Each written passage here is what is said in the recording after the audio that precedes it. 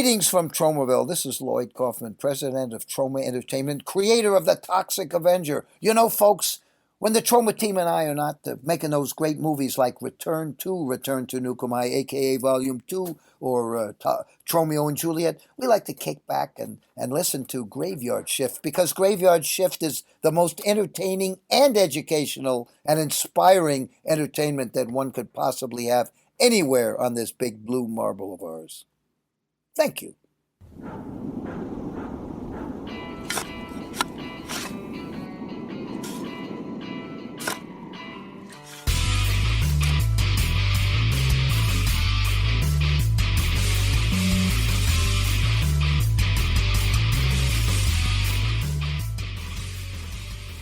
Hi everyone, welcome to episode 44 of the Graveyard Shift. I'm your host Sheldon, and with me as always is my co-host extraordinaire Mike. Hi.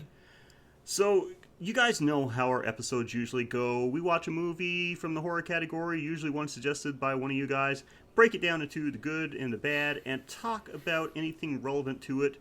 But this week we're doing something different. We want to do a little tribute to something that really means a lot to both of us. For 44 years, there's been an independent film company supplying us horror fans with some of the best low-budget horror movies and has influenced an entire generation of filmmakers. Known for its over-the-top farce, parody, gore, and splatter, well, over-the-top for the average movie fan at least, Troma Entertainment has produced, acquired, and distributed over 1,000 independent films since its beginning and is one of the longest-lasting indie film companies ever. Oh yeah, I remember checking out the Toxic Crusader cartoon and then finding out, oh, there's movies on this, and I never did get my hands on them, though I was well aware of the Toxic Crusader. And then I finally watched all 4 movies in a row one day, and, only recently have I been able to form complete sentences again. It's funny because that's how I found out about the Toxic Avenger as well. I saw the Toxic Crusader first, and that put me on track to start searching down all these Troma movies. And, yeah.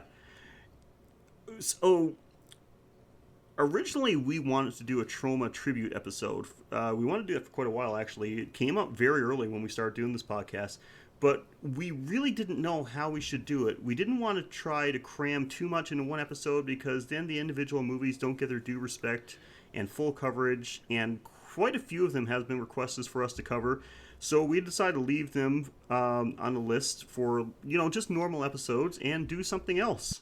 Yep, so rather than inflate one episode with what the hell is Troma, what have they done, we decided to just front load the exposition to all of our listeners, so then when we talk about Troma movies, we can just hit the ground running and you're pretty much on board with what we're doing. So we decided to watch and talk about a documentary called Apocalypse Soon. Mm-hmm.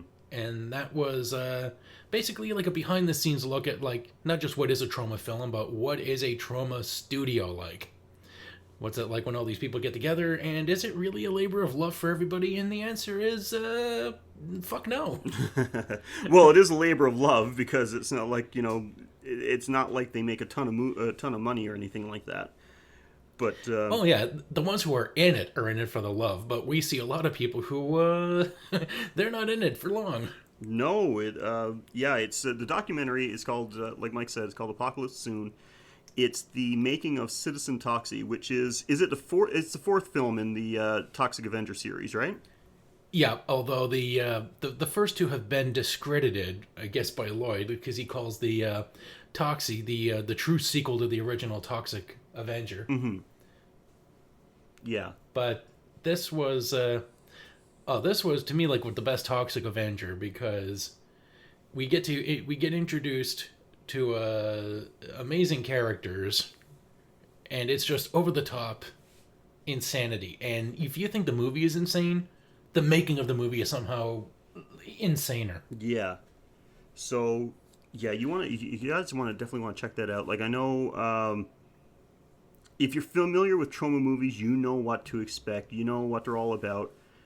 So definitely, if you're familiar with them, I would recommend that you watch this documentary, Apocalypse Soon. And if if that, you still haven't had your fill after that, watch Poultry Emotion, which is a documentary about the making of Poultrygeist.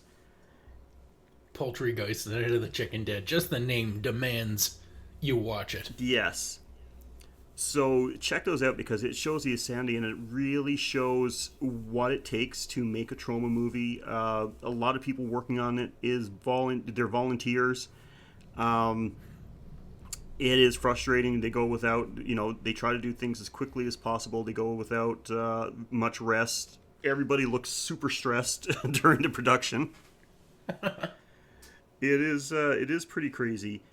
And if you're not familiar with Troma films, I'm not going to spoil it with you. We already said that they're over the top. Check them out for yourself. You have full access to them. Troma has a huge catalog of movies, short videos for free on their website, troma.com. Then also on their YouTube channel. And to get access to all things Troma, you can subscribe to Troma Now, which is Troma's subscription streaming service for only $4.99 a month. First month is free. It's kind of like Troma's version of Netflix, except that it's all the movies that Troma makes, produces, and distributes. And with 1,000 movies in their catalog, you're bound to find something. Even if you're if you're watching a movie just for the boobs, God, this is your paradise. Yeah, this is. This is so much. This is like, my God, this must be like 100,000. Like, I was going to say 100,000 hours. Probably not this much, but it's thousands of hours of entertainment there. And for $4.99 a month, it's hard to go wrong. And so maybe we should tell everybody what's going to make this episode so special. Well, I just want to end with, if you've never heard of a Troma film before and you wonder what to expect, just watch Clockwork Orange. And if you think, could they be a little bit more violent and gratuitous, then you're a Troma fan already. Yeah, you just don't know it yet. What's the best word if you're going to describe a Troma movie in one word? What word would you use?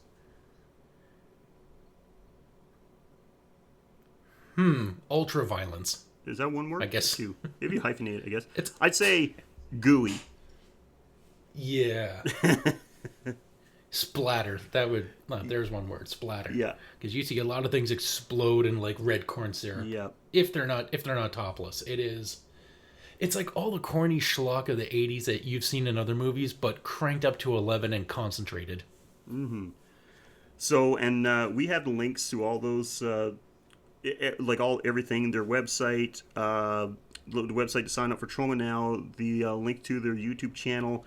It's all in the show notes. You can check them out. Please do so. Help keep Troma and all independent film alive. And send love from the Graveyard Shift. Exactly. Make sure that they know the Graveyard Shift sent you. And I'm so excited about this because this happened. Like, it's pretty crazy how this came about in the first place. A friend of ours who we've had on the show before, it's Eric from the YouTube channel, Hey Internet, Eric here. He just happened to tweet to the founder of Troma, the co-founder, I should say, President Lloyd Kaufman, and he said that, he's a fan of both Troma and the Graveyard Shift, would like for Lloyd to be on our show. Lloyd tweeted back and said, hey, contact, is it his publicist or their...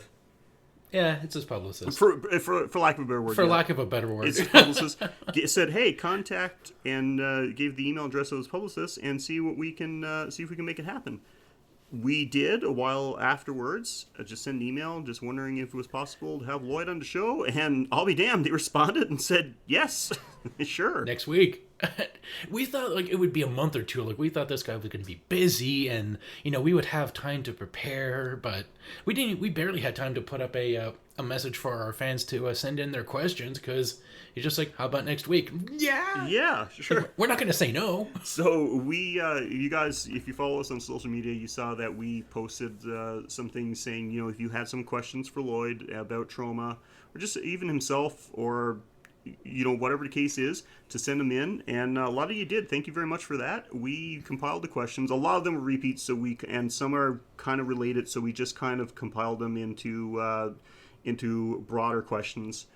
And now Lloyd was great. Originally, we were scheduled. He had already done 2 interviews before he got to us that day, and originally had only scheduled us in for half an hour. So we were kind of like, we're probably going to have to cut down our questions a bit because we're not going to have time to ask all of them in half an hour. And we soon learned that wasn't an issue. it wasn't an issue. Apparently he liked us because we ended up staying on for, going through for the better part of 2 hours.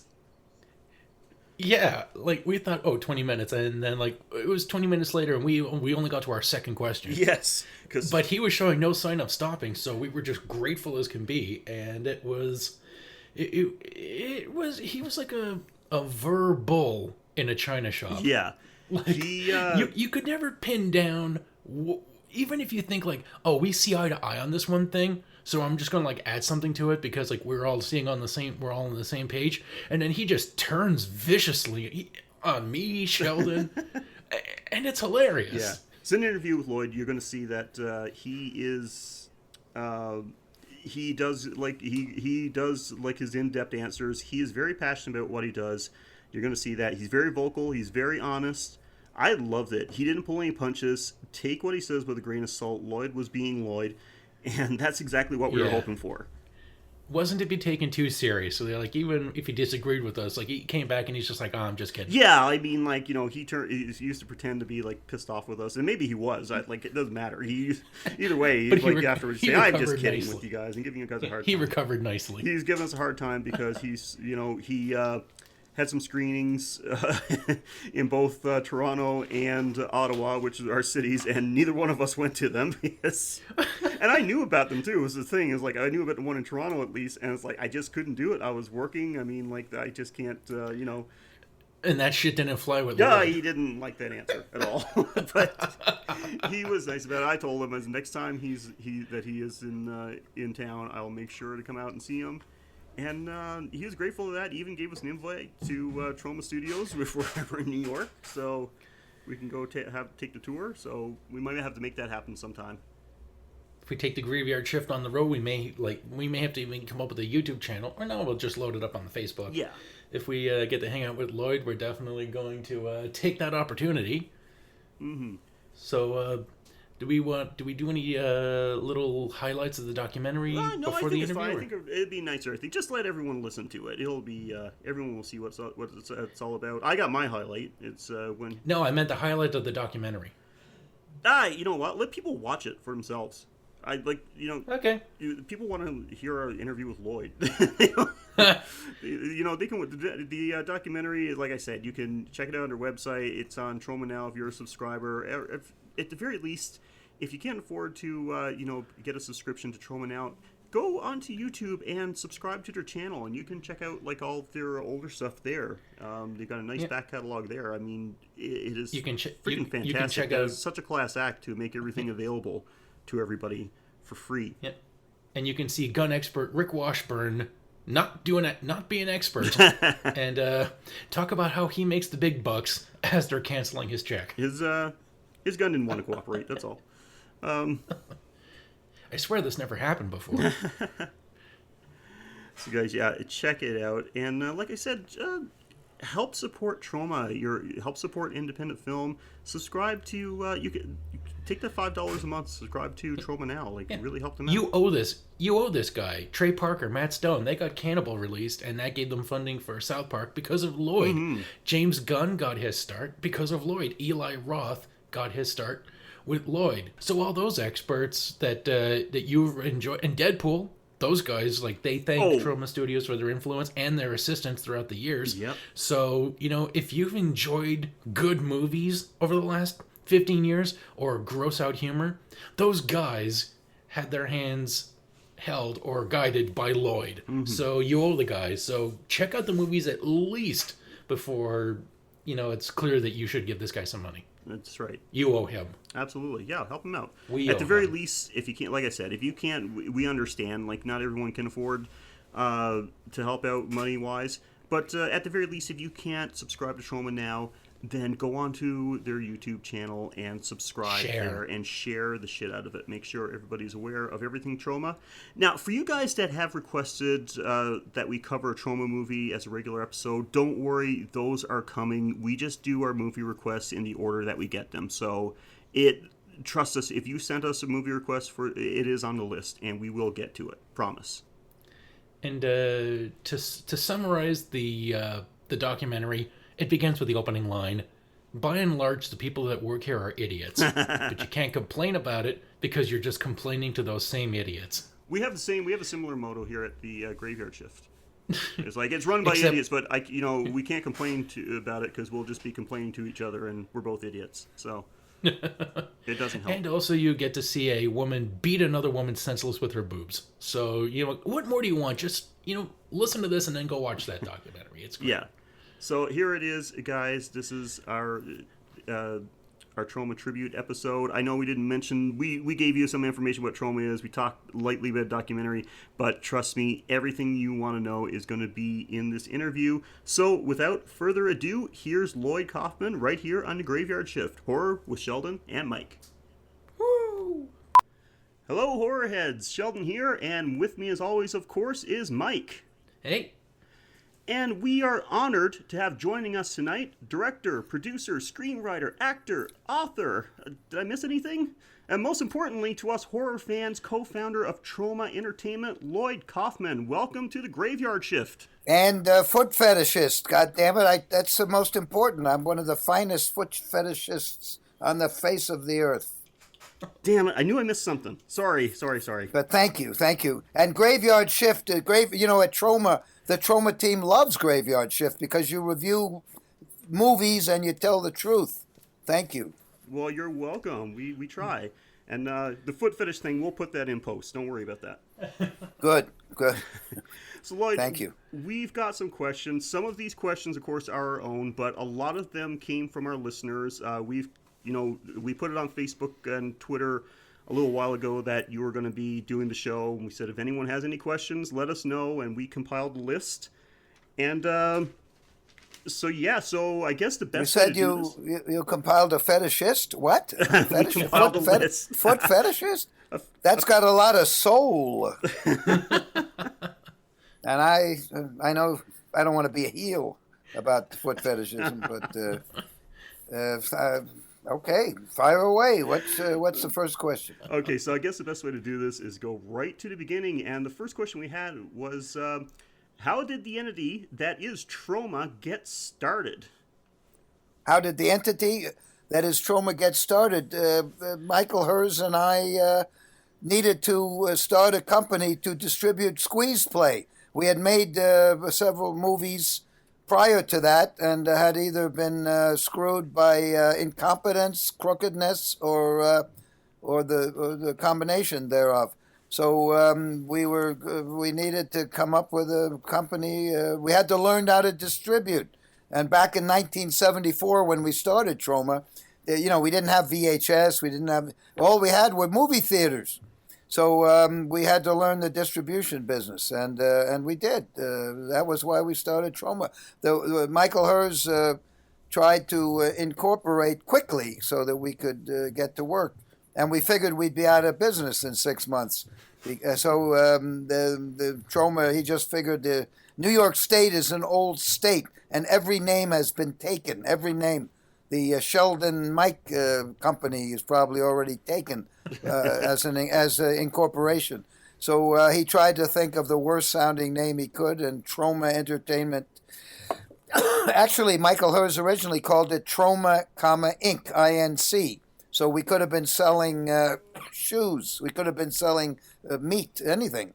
But later on, after 20 years, we decided, why don't we let the public know what this is all about? And we changed the corporate name to Troma Entertainment, Inc. And people were still confused. They thought we were selling something with which you dip your pen. But anyway, fuck that.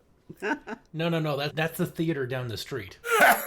That's a good one. So then that's how Troma began, basically. We wanted to make our own damn movies. We wanted to distribute our own damn movies, and we wanted to own our own damn movies and try to create a micro brand. I speak French, being very bourgeois, and I was steeped in the philosophy of the Cinémathèque Française, which is the magazine of the Cinémathèque Française, the Cahiers de Cinéma. And in that Cahiers de Cinéma, in that magazine, which the Yale Film Society had a huge stack, and they were in French, and I was probably the only one in the college who could read, much less read French. So I started reading that shit, and it turns out the articles were written by Godard and Chabrol and these film noir and directors of Nouvelle Vague directors who were transitioning from journalism to movie making. And they came up with the auteur, the director must be the author of the movie.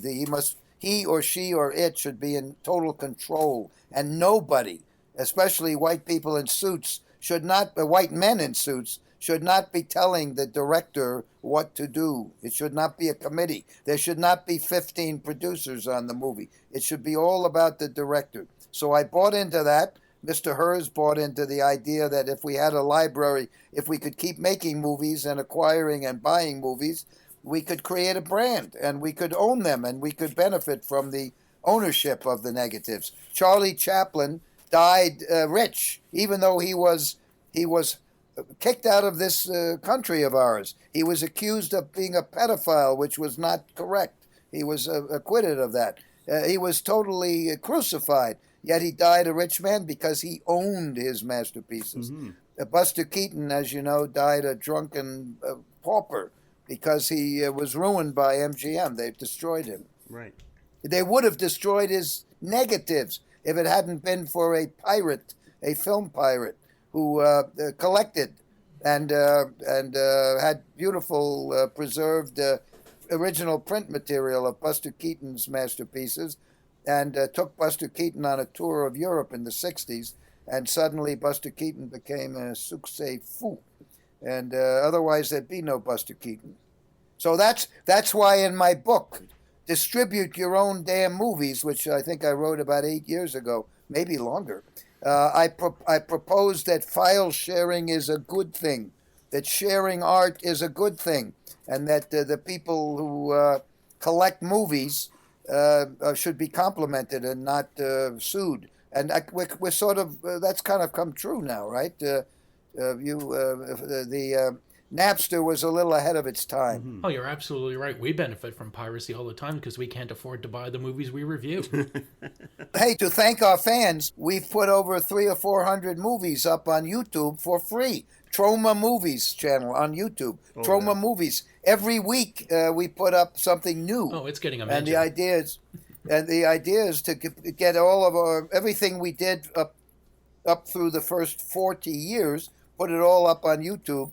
Every week we put up something additional, and if you subscribe to Troma Movies on YouTube, you get a nice email once a week telling you what additional content is, as they call it, content. I call it art, is going up on Troma Movies on YouTube. It's all free. You don't have to pay anything. It's all free. Yeah. And there's lots of wonderful buried treasure, movies that you've never heard of that we have acquired or bought that we don't have the money to put out on Blu-ray. Yeah, we've been Mike and I have been binging on that YouTube channel for the past couple of days. Great. Sure. Well, let your fans know that. Oh, absolutely. Right? Let them know They're that. Going to. Put that on. Yeah, let them know so they can see. There's all of our classics are there. Poultrygeist, Night of the Chicken Dead is there. Our documentaries about the making. Yeah, and the documentaries behind the scenes, feature-length documentaries. There were plus a lot of my make your own damn movie lessons, how to squash a head, how we make blood, how we raise money, how we do the music. It's all there. The whole 40 years of Troma.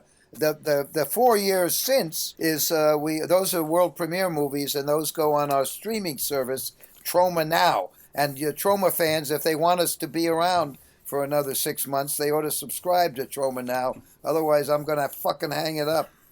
Those fucking fans better be subscribing to Troma Now. Oh, I'm in. If it keeps going for another 6 months, I'm in. We'll make sure that people are aware of that. Well, you know what I mean. That's it. That's all we got. All we got to derive any revenue is Troma Now. And, Netflix fucks us. Amazon fucks us. They use us. They use us to subsidize the big movies and the movies they're making, some of which are great. But they use the independents. They give us no money. So there's no purpose in even talking to them. So you guys, you fans need to support Troma now. The first month is free. It's all world premiere movies it's not all world premiere, sorry. It's 2 or 3 world premiere movies a month, and then you get some dozen curated films from our, usually according to a certain theme, and I curate them from our from our library. Excellent.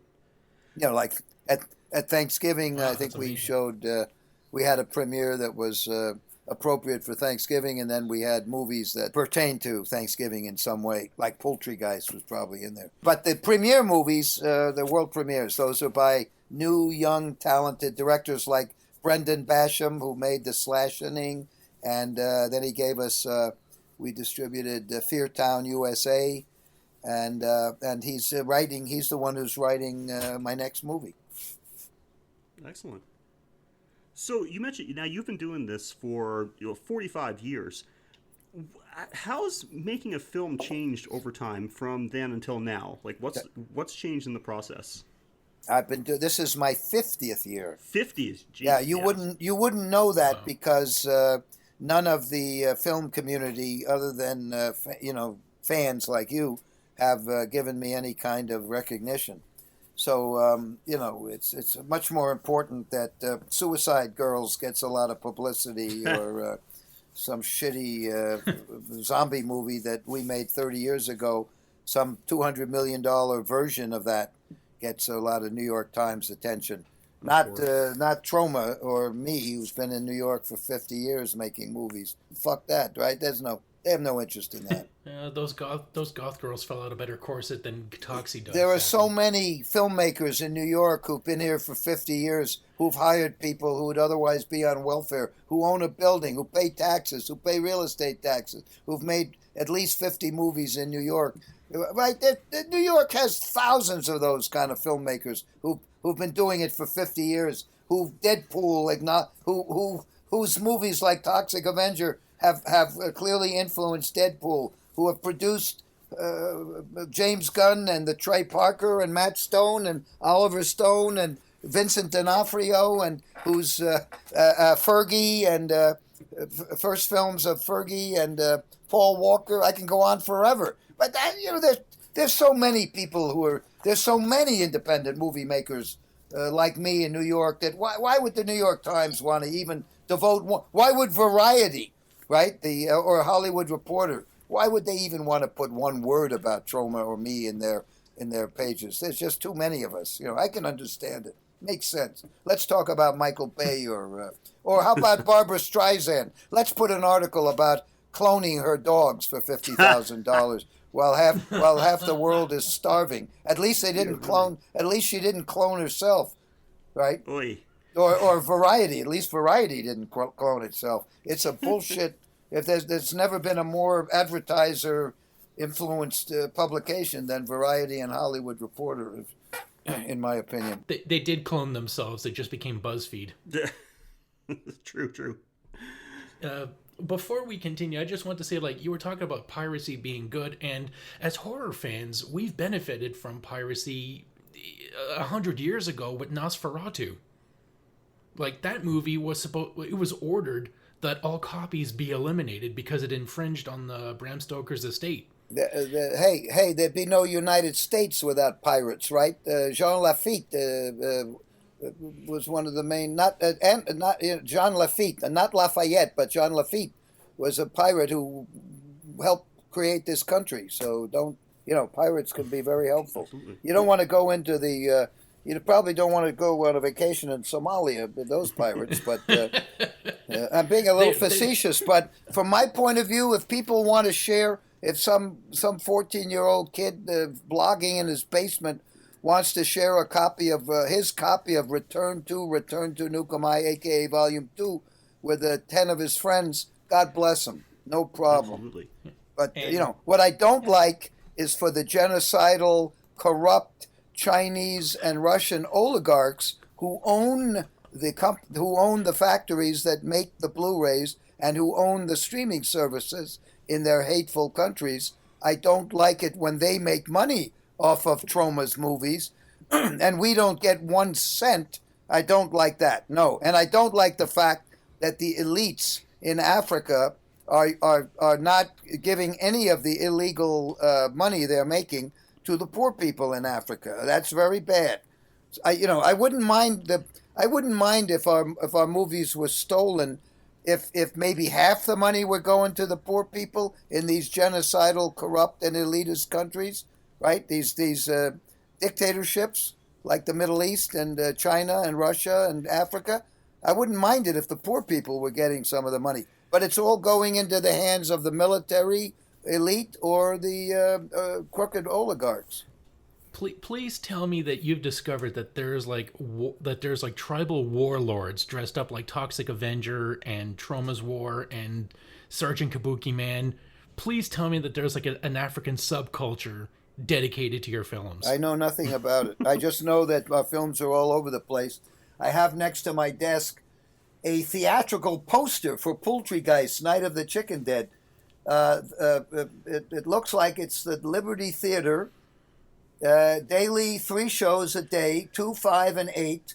Non-stop horror and glamour. Poultrygeist, English and in color. It's a theatrical fucking poster. It's beautiful.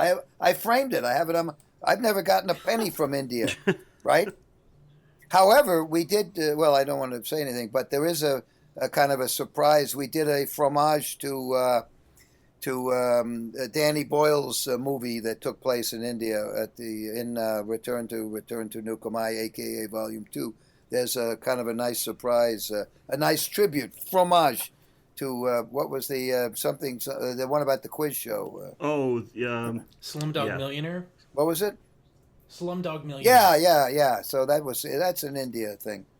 Cool.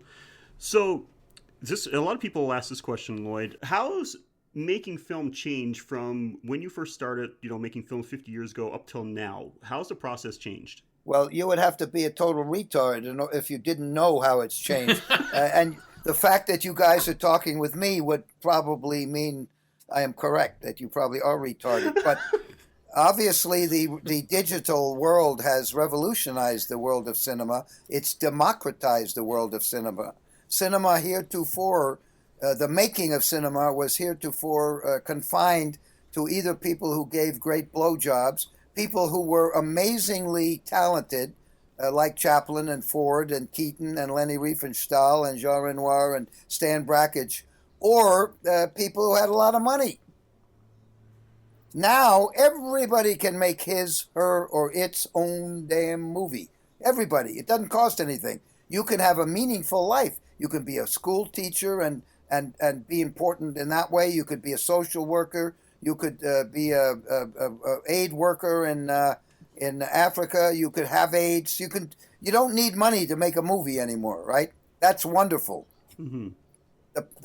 So that's a good change. The bad change is that the industry, the world of art, not just the media, but the world of art, has been relegated to fewer and fewer and fewer hands.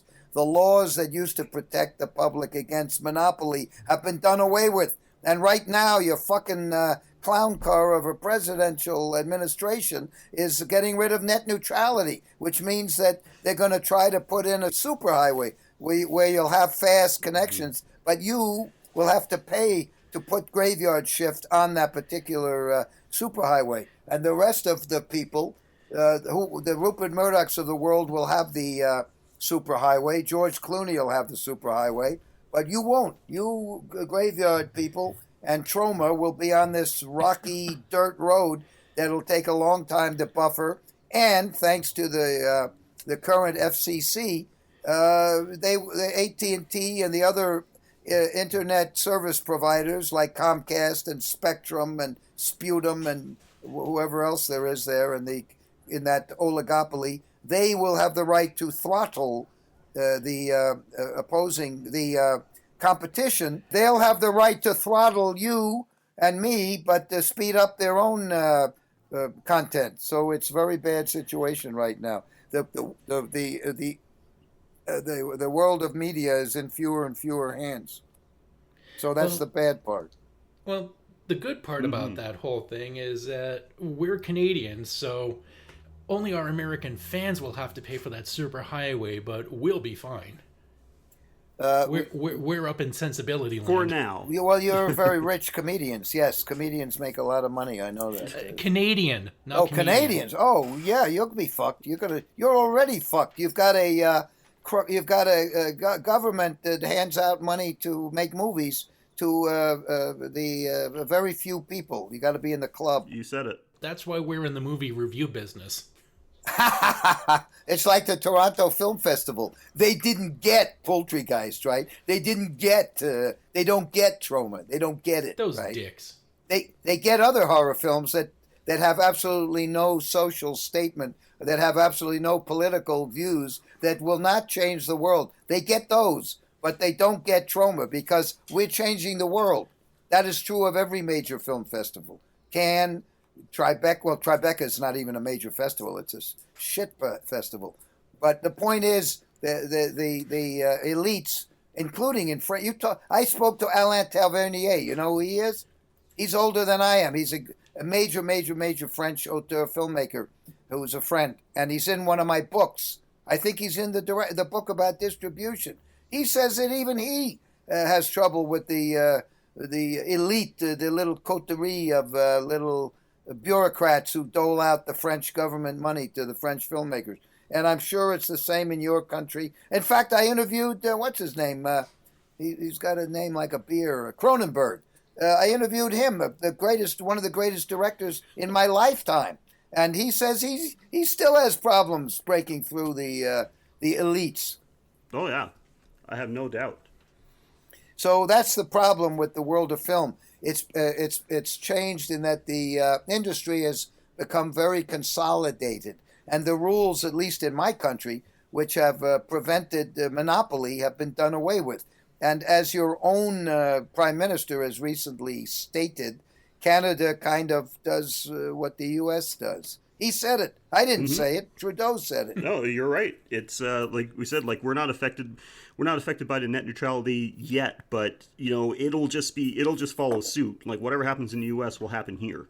I'm fearful that is the case. The only hope is that our population, our citizens, get so riled up that they tell the congressmen, they tell their white men who have been elected to represent them in Congress to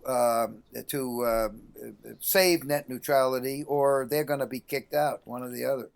So those kids are rising up. Hopefully, that they'll also talk about those things as well. Like young people definitely do need to take the reins from the old guard and just get rid of the greed of the baby boomers that grew up socialism is communism. Like, no, looking out for your fellow people is human. Like it's how civilizations grew. Yeah, that's a great point. You're right about that. It's pretty inspiring that these little kids in all over the United States, apparently today, they all they put poured ice water on themselves to support baseball or something. What did they do?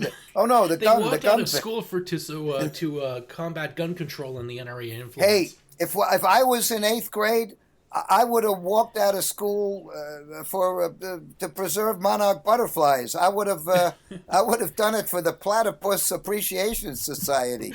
I would have walked out just to protest algebra. Yeah. No. Who the fuck needs this? It's honestly, it's very inspiring that these basically pubescent kids are taking matters into their own hands, and good for them. They have better morals than the adults in charge do. I agree with you, and if I wasn't so how do you say it, so depressed and cynical, I would probably give them a little more credit than just wanting to get out of class. Mm-hmm. I'm with them too, but we're here to talk about movies, and I guess I'm just curious, what was the thought process involved in coming up with something like the Toxic Avenger? Like, you've been making movies for about 10 years at this point. What gave you the impetus to go with a pollution-based hero? This is my 50th year, so actually I was more than 10 years. But all our movies have all the movies I've written and directed or had the honor of being involved in such have all come out of current events or political situations or sociological. Poultrygeist, Night of the Chicken Dead, was inspired by the evil McDonald's who moved McDonald's fast food that are on that moved in next door to the Troma building and behaved like pigs, and we had rats the size of raccoons. So that's what led to Poultrygeist.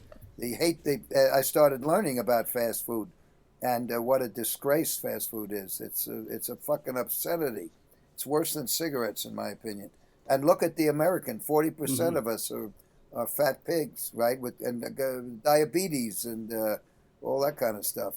Terrible, terrible. It's not their fault. It's the fault of being brainwashed by McDonald's and the big pharmaceuticals that advertise on TV to the little children, normalizing the purple film.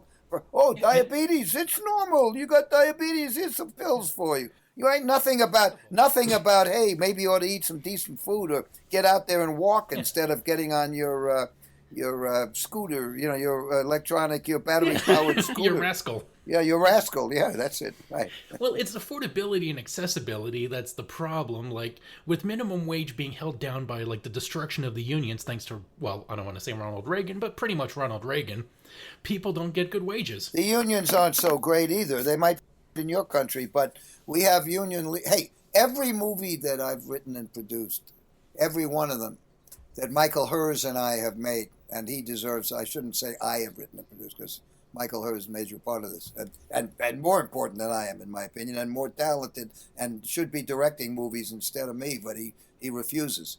Everyone we've done, there is a basic situation. There is the town of Tromaville. The little people of Tromaville are perfectly able to conduct their lives. They don't need limousine liberals, phonies like Al Gore or Trudeau or Hillary Clinton to tell them what to do. Although Trudeau is trying to legalize pot, that's good. The problem is that the little people of Tromaville are victimized by a conspiracy of elites, the labor elite. The labor leaders, at least in my country, they make millions of dollars, and then they become Secretary of Labor or Secretary of the Environment. Capitalist unions are different from, like, social unions. Well, what are social unions? Well, I guess less corrupt or more. Well, what's a social union? What is that? Doesn't Denmark and Norway, Sweden, they operate on, like, a socialist democratic platform, which has paid maternity leave for people, a fair tax rate. No, they have very high taxes, but you get a decent education and you get very good health care, and you're treated like a human being. As opposed to the your money is invested in you. You're the United States of America. You are a third-rate country. The citizens are ignorant. The schools suck. Hey, if nobody who reads Huckleberry Finn, unless they really are Hitler, are going to go shoot up a high school or a nursery school. These are people with no inner resources, no education. Some of them are totally crazy. Yeah, there's an evil gene. Hitler had the evil gene. There will be some evil genes, and the guy who shot up those kindergarten kids probably had that evil gene. But I'm sorry, the American educational system is shit. And the fact that you have the most important part of our society, the people 18 to 30 who are burdened with student debt, obscene student debt, people who could cure cancer, young people who could cure cancer, young people who could write the next Beethoven symphony, young people who could make a movie that would make Star Wars look like a turd. They're waiting on tables, right? Yeah, because they have to pay for their education. You could have smart people, but no, you won't let them be smart because you charge an arm and a leg for them to get their hands on books. They're paying off their loans. The loans. I mean, how protected is it that they can't? You can't go bankrupt or, have those defaulted on because it's like a private corporation rather than That's right. a public utility. Yes, and the unions, you want to talk about unions, the New York Teachers Union is a disgrace. They're zookeepers. They're not, the teachers are not teachers. They have no interest in teaching, right? That's why we have the charter schools, because the people are fed up, right? Their kids are, hey, Class of Nuke'em High was made in 1985, right? That's the New York, at least that's the educational system we have in New York. Maybe Cincinnati has a better one. I doubt it. Maybe if you're in a rich North Carolina neighborhood or Beverly Hills High, or the Grosse Pointe in Detroit or Hamilton in Toronto. Well, you guys have good education. You guys get it paid for. We don't. And the healthcare here, people, you look at people in this country, our country, they look like fucking McCoy, and they look like they're all hillbillies ready to start shooting at each other with shotguns down in right. People have no teeth, and I'm not talking about West Virginia. I'm talking about New York City and California. They can't afford dental care. How are you going to pay $5,000 for a missing tooth to be implanted, right? Yeah. Mm-hmm. It's a disgrace. It's a fucking disgrace, and it's the disgrace of my entire life. We in this country have let the educational system collapse. Unless you're rich, unless you're rich and you can send your kids to private school and send them on to some fancy snotty college. Otherwise, you're fucked. You got no chance. No chance. And then health care, and then just in case you might get through and you don't have health care, right? What are you going to do when you get sick? Where do you go? You go to I just went to the ER room. I'm 72 and I had something with my eye, and it was naturally on a Sunday or something, and I was leaving the next day for California, so I had to go down to an ER room. I was there the whole day before anyone could see me. So that's the American system. I mean, I have insurance. I have insurance.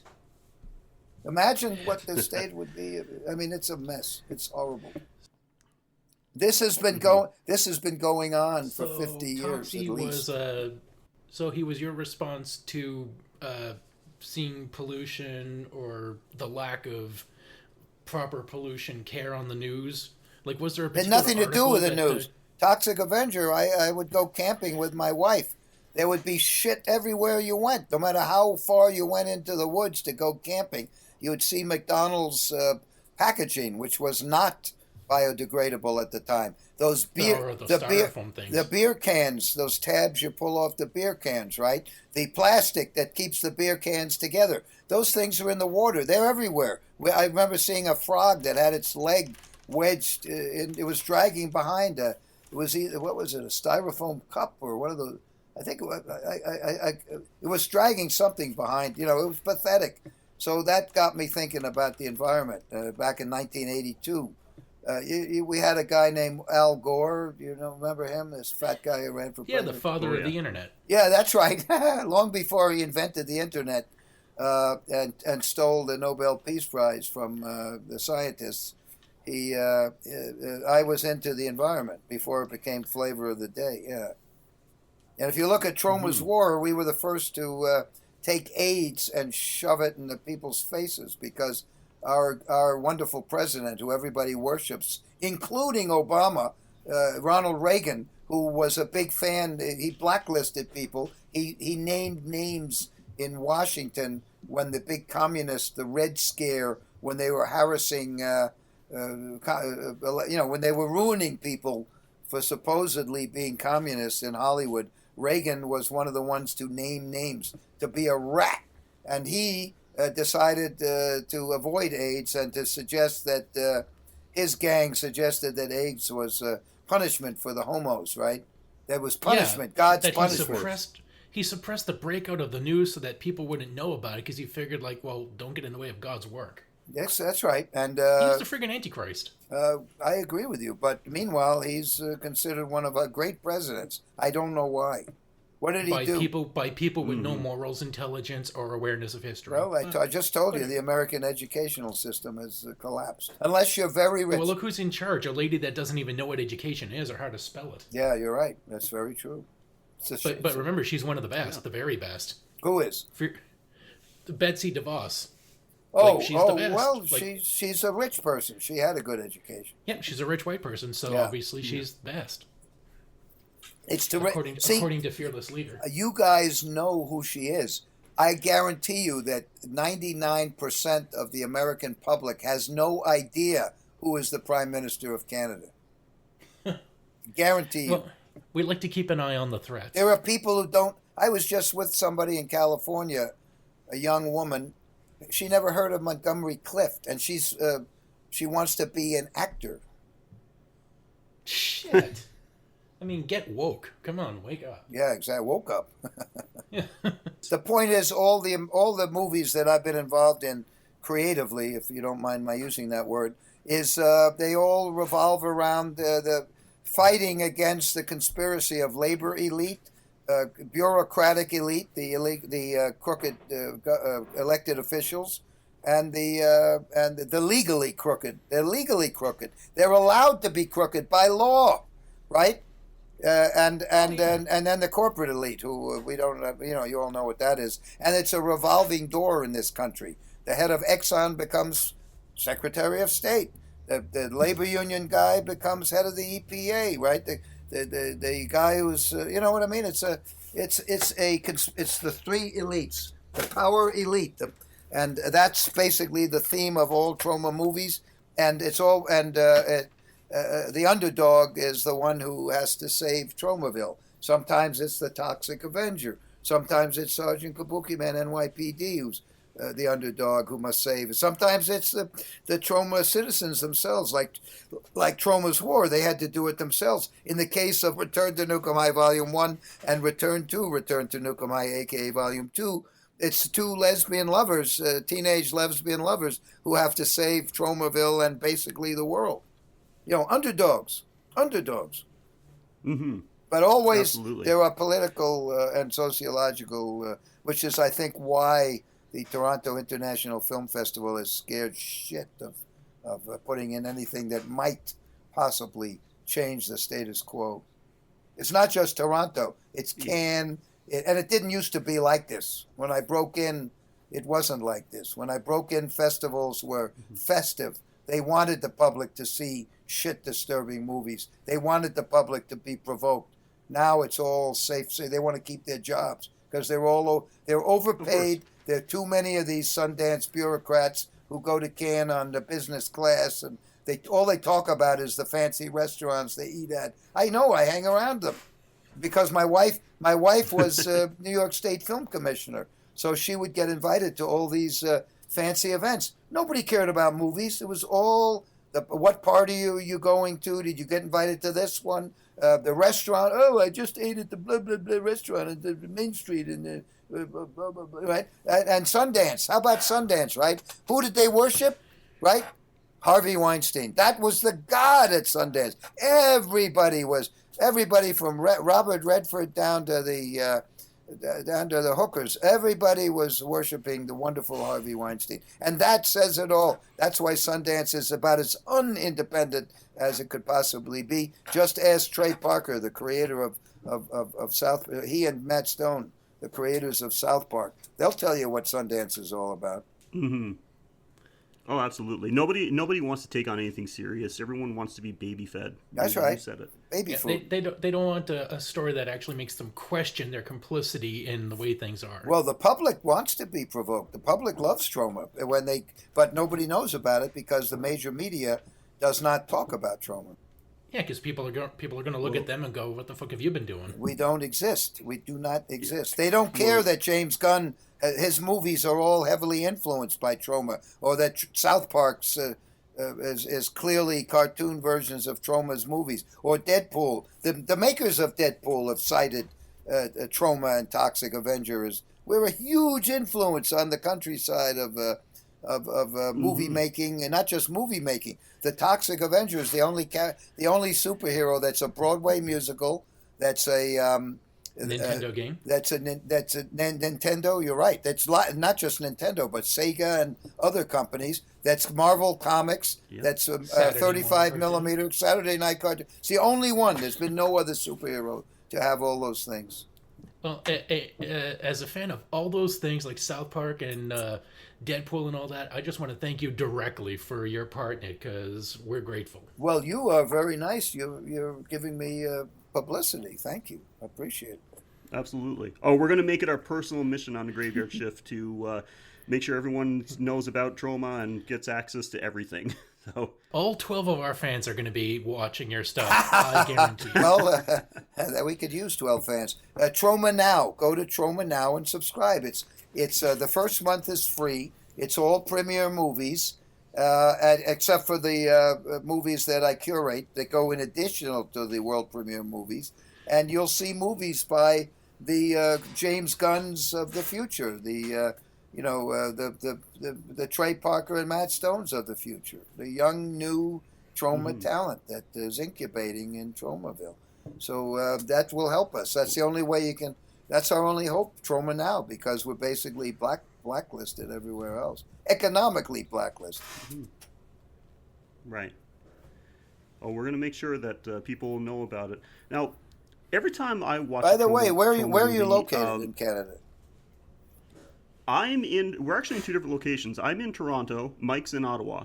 Well, we had a weekend in Toronto with Return to Nuke'em High Volume 1 and 2. No advertising, right? No advertising. It was at the, what the fuck's it called? It was at a beautiful theater, a plex, a multiplex. A very, very beautiful theater. What the hell? Where is it in Toronto? I can't remember. What the hell's the name of it? At any rate, they didn't advertise. It was so sold out, they had to add a show with no advertising. Yet no other theaters in Canada that I know of have played the movie. Yeah. It's I always found Troma movies were great when you've got a bunch of people. Like, watching them by yourself doesn't have the same effect as when you've got a huge group of people watching them. Well, hold it. I think that's true of every movie ever made, don't you think? But it's more true, so, yeah, you're I right, guess it's so. more so with Troma because we have so much detail. We have thousands of people in our movies. And there's a lot of detail in the backgrounds. There are little throwaways that you can't possibly notice on the small screens. And That's why you need a friend. I just came back from Los Angeles, where the movie played in a couple of theaters, and the audiences loved it. They loved it. They sold out, and they loved the movie. The audience didn't. I mean, the theaters sold out. The seats were pretty full, and the audiences loved it. They got every joke. They had a blast. They had a good time, and the Q&As. We had Q&A after the opening night. And we had two different theaters with Q&A. And the questions were intelligent, and they got a lot of the humor that you get, the political and sociological, subtleties. And it was great. They really, much better than on a small screen. Yeah, last time I watched a Troma movie with a group of people, we were talking about, oh my God, how much we loved it, but how much fun it would be to work in a Troma movie. And then I watched the documentaries Poultry in Motion and Apocalypse Soon. Well, thanks for watching. Totally changed my mind on that. Those are free on there. Those are free also on Troma Movies on YouTube. Those are part of where the 400 free movies are. Yes, it's not fun. At least in my opinion, it's not fun. It's serious. It's making art. I don't know that the making of art is necessarily. I don't know that Vincent van Gogh had a lot of fun when he was painting. Picasso. Well, it cost him an ear and a leg. Yeah, it cost him his life. I think people think he was shot, that he didn't kill himself. That may well be true. I don't know. Where did he get the gun? He never owned a gun.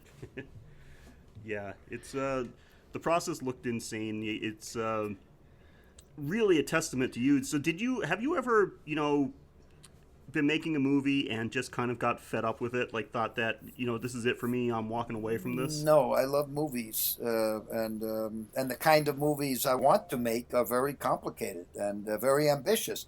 Trent Hager wrote, I interviewed him for Produce Your Own Damn Movie. Trent Hager wrote Citizen Toxie, and he has a wonderful film out now, distributed by the so-called independent film company, IFC. It's called 68 Kill, and it's got Matthew Gray. It's got some big TV stars. It's terrific. But he reminded me in this interview I did with him for my book, Produce Your Own Damn Movie, that we had an investor for Citizen Toxie who was going to put up $2 million for Toxic Avenger Part 4 or Citizen Toxie. And the guy turned out to be full of shit. And we wrote the script. We wrote the script based on that guy's $2 million. When he pulled out, we still made the exact same script for about $700,000 US. So Trent always got a kick out of the fact that We didn't change anything. We made the exact same script. So our movies are not, it's not Beautiful. easy to make our movies. They're not, four women running through the woods and getting, it's not like Saw 42 or, that kind of, it's not torture porn. No. The original, by the way, the original Saw was very good. It was terrific. It was. I like that one. Not so much, they're at part 8 or whatever like that. I lost interest. But that Yeah, first I one agree. was great. It was wonderful. If you ever come to Ottawa to film a movie, I would be happy to walk out on one of your movies. Well, hold it. To walk out? What are you talking about? Like if you were filming a movie and I was an extra. Oh, filming. I'm sorry. I got it. I've gone to Ottawa many times, not to film, but Lee DeMars Theater. It's a landmark. What's your main Cinematheque theater there? We have Cineplex Odeon. No, come on, a Players. real theater. It's independent. We have the Bytown Cinema. Fuck, you guys are useless. Lee DeMars, do you know him? He runs the Canadian Film Institute or the Canadian Cinematheque. Maybe I wasn't. What's the capital of? The capital of Canada is Ottawa. Yeah. Oh shit! It was built in the 30s. It's a single screen. It's beautiful old theater, and I haven't been to every cinema in Ottawa. We have something downtown that shows like old movies or foreign movies. Forget the name of it. It's on Rideau Street. Anyway. Well, if you don't know this theater, maybe you are. The Bytown. No, in it's Ottawa not the is, Bytown. No, it's not the Bytown. No, it's a. I'm quite amazed you don't know it. To be quite honest, I want to cut off the interview. To be honest, hold on. I'm an uncultured Philistine. I'm sorry. And I'm a grouchy, depressed, manic, depressive narcissist. You wouldn't be our first. I know you know this theater. Well, we have the Ottawa Little Theater. No, that's the community. I want to theater. say it begins with M. The Mayfair. Yeah, that's it. Lee DeMars programs it. He's a very talented dude who's made it. I've been in some of his movies, but he's had several Troma retrospectives. So it's great that you guys managed to go see Star Wars 52 instead of coming to see Return to Nuke'em High Volume 1 or any of that stuff. It shows you guys are very dedicated Troma fans. Thank you so much. Well, they're going to be. Have you showing seen The any of Room them? Have you seen? Oh, of course they're going to show The Room. And Beyond the Valley of the Dolls. He gets all his overhead from The Room. Once a month he gets his overhead. He breaks even on the theater because The Room is in there, right? He shows The Room once a month and breaks it. That gets him to break even on his overhead. So you guys are basically full of shit. Have you seen any of our movies? Yes, I have.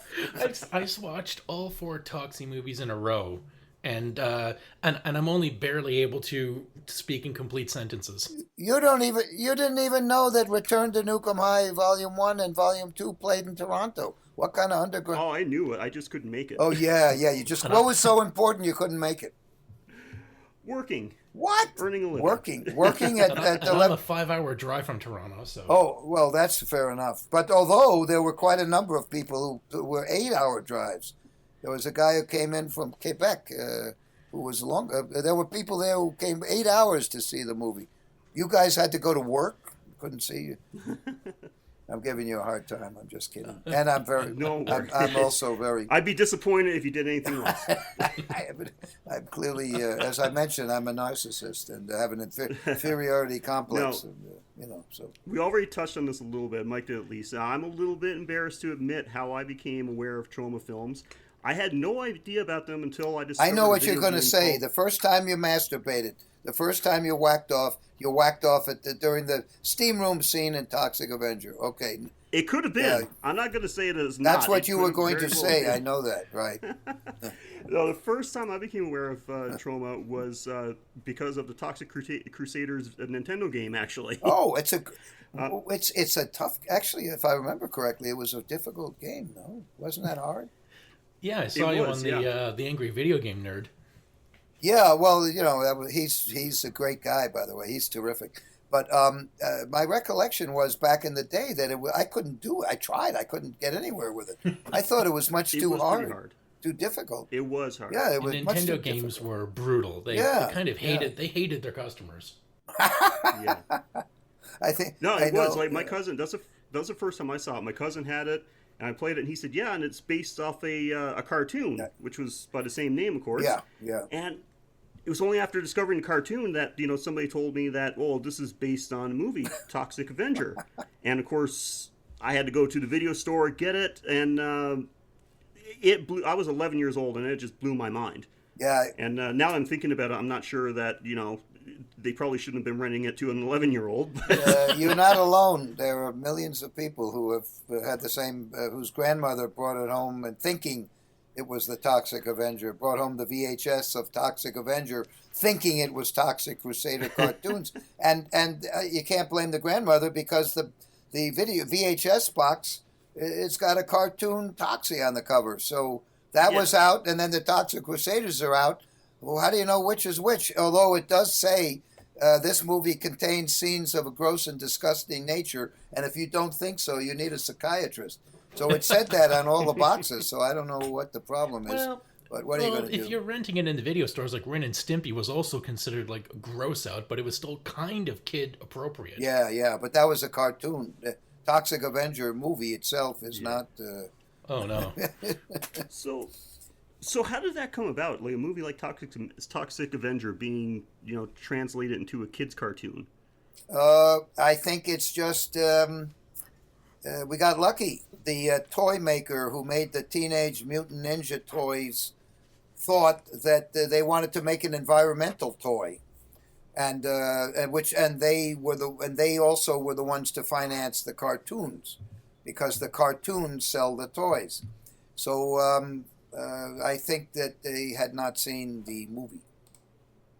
The same thing happened with these guys who are remaking who say they're remaking the $100 million Toxic Avenger in Hollywood. They signed up,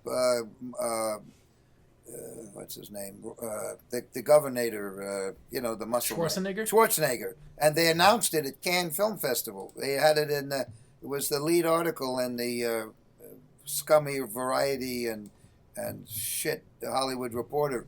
And about 2 weeks later, Schwarzenegger unsigned. Probably he saw the movie. I would assume that's the only reason he unsigned. He didn't, He did do he got $60 million for doing a remake of the Terminator, so maybe that had something to do with it. But whatever, he wasn't going to play the Toxic Avenger. He was going to be Toxic Avenger's trainer. Or something like something like that. I want to see Schwarzenegger wielding a mop. Well, he shoved his mop in somebody's cunt because he's got a kid who's out of wedlock with an ugly-looking babysitter or something. Yeah, that's right. What a brood sow he hooked up with! Jesus Christ, unbelievable. Oh wow! Speaking of brood sows, you're probably going to ask me if there's anything I wouldn't. If are there any lines that I wouldn't cross? Yes, I would not make a biopic glorifying Hillary Clinton. I would draw the line, that kind of stuff. I wouldn't do anything that I feel is contrary to my philosophy. I guess I gotta ask, exactly how much trouble does the MPAA give you with censorship when you're making one of your films? Or do they just see the Troma stamp and just go like, oh fuck, let's just give them the default? Well, first of all, the Motion Picture Association of America rating board is one of the reasons that we have no more independent movie studios, because they would let Die Hard go through with an R rating, but Troma's War, they took out every bullet hit, they took out dead bodies, they took out maggots, they took out slapstick cartoon jokes with people getting punched in the face and spitting out chiclets. Chewing gum, little white chewing gums. I mean, I remember those. They totally destroyed the movie.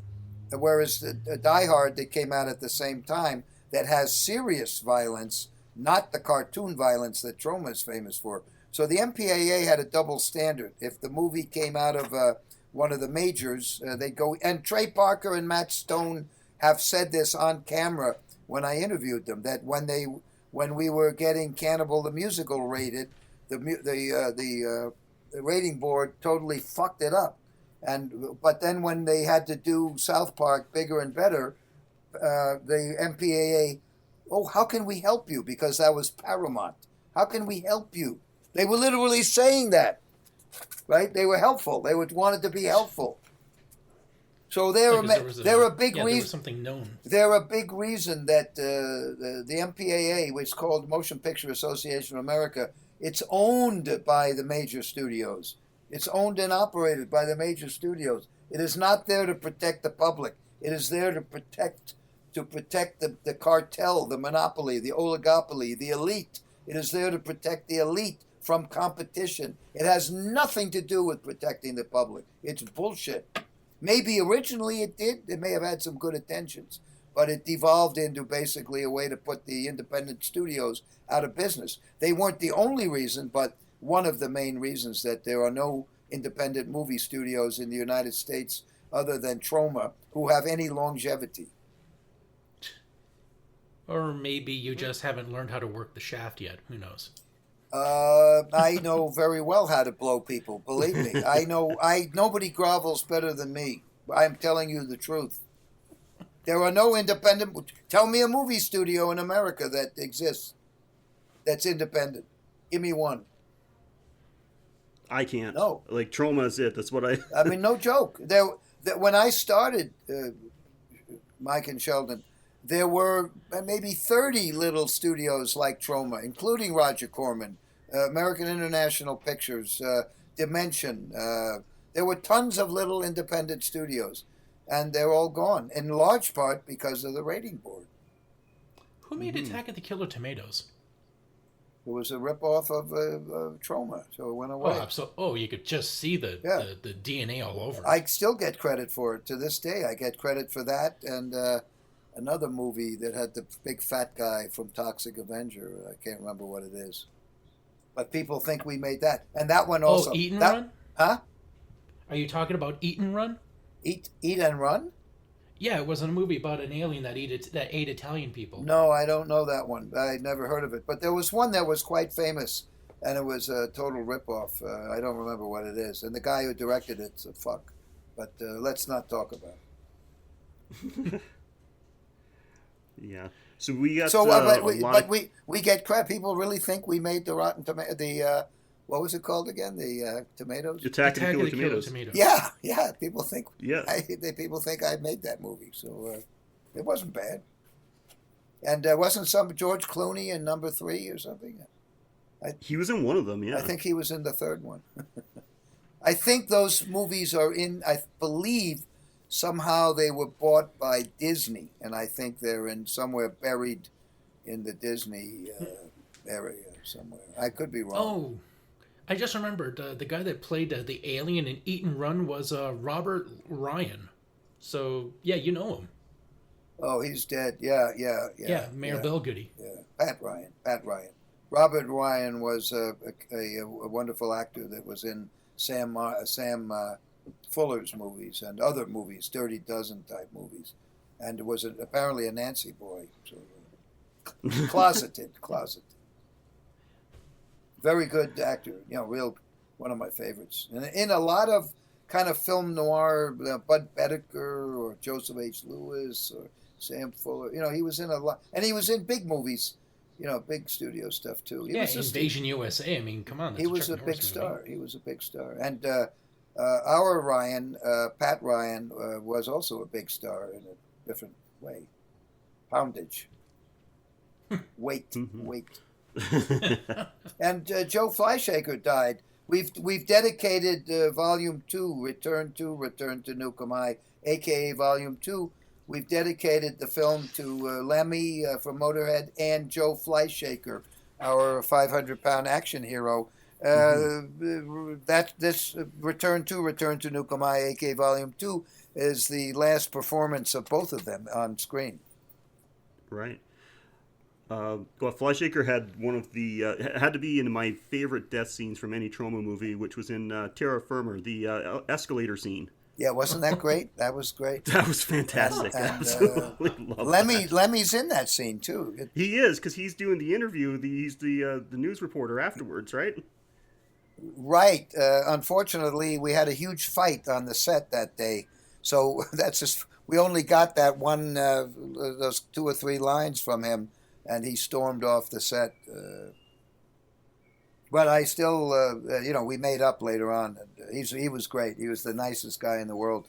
But he took drugs and stuff, so he would get riled up. We were filming in the Alliance Française, kind of a French cultural center, and it was about the only working escalator that people would permit, where we could in New York, that we got for free.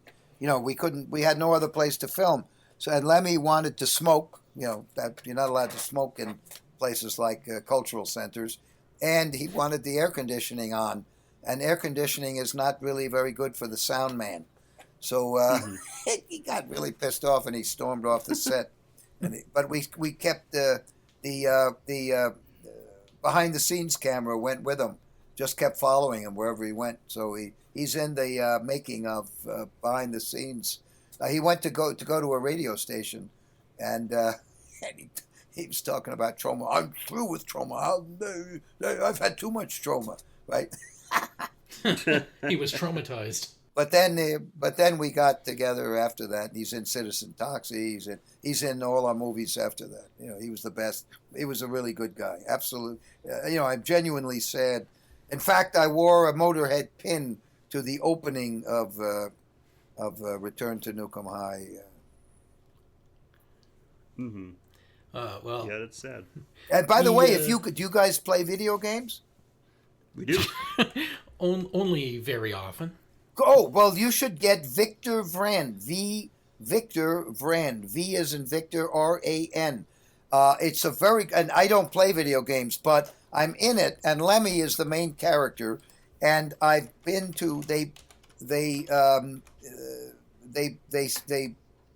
brought me to London to the big press conference, and they had about 100 media guys playing the game, and people loved it. Lemmy was dead by then, of course, and this is only about 6 months ago, so it's a fairly new game. You may want to Google it and check it out. It's I talked to a lot of the media people in London who were at this press event, and it was a big deal. They had food and booze, and they paid my way over. I think they paid me they paid me a fee to go there and help them.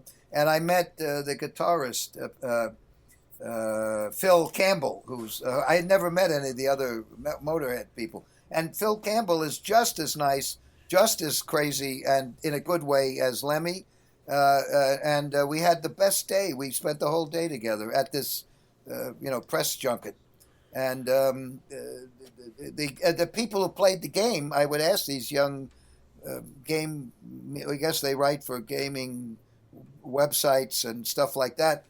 Everybody loved the game. They were playing it because they loved playing it. There were about 50 stations where you could play it in this big area. It was where they had the party or the press junket. And they had 2 waves of media. And I would ask as many as I could, how do you like it? They all loved it. And I think that's the one by Hannah Mount Games? Yes. Well, it's out on PlayStation 4 with an Overkill edition, so I can promise you that I am definitely putting that on my list of things to get, and we may even review it on the or give a mention about it when we do. It's a very good.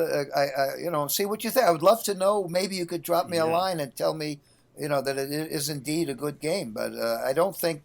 I think these were young nerds who were playing it. I don't think they would have been polite. I think they would have said, "Yeah, it's okay," But they really liked it. I mean, they were very enthusiastic. They really loved it. I mean, they said they loved it. They used the word "I love it." It's great. And what was your part in it? Like, do you play a character, or do you? Yes, I'm the. I think I'm the guy who explains how to play the game. I'm the bartender. Oh shit! You're the narrator. Yeah, I'm the bartender. Whatever that, and I explain the game.